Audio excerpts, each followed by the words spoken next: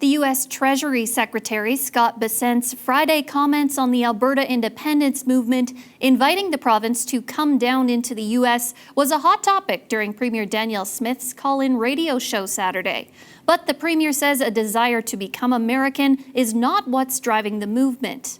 When I talk to people who are frustrated with the way we've been treated for the past 10 years, they don't say, therefore, I want to be an American state. That is not what I am hearing. They want a new relationship with Canada, and that's what I'm doing. I'm forging a new relationship with Canada. Smith said she's meeting with the U.S. ambassador next week to make her views on the issue very clear. The Premier also talked Calgary's water supply issues now that she's appointed a group of ministers to learn how the problem got this severe throughout the last 2 decades. People are paying their water bills so that the revenue generated will be prioritized to doing the capital upgrades and the operating.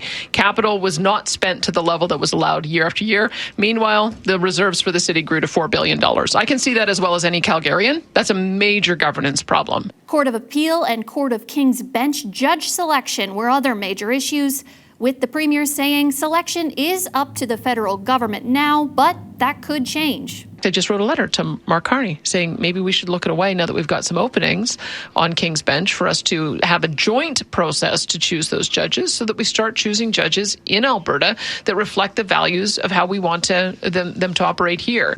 The Premier alluded to this change possibly helping reduce violent instances involving repeat offenders in Alberta, which she says has become more problematic since bail hearing and sentencing changes were made during former Prime Minister Justin Trudeau's time in office.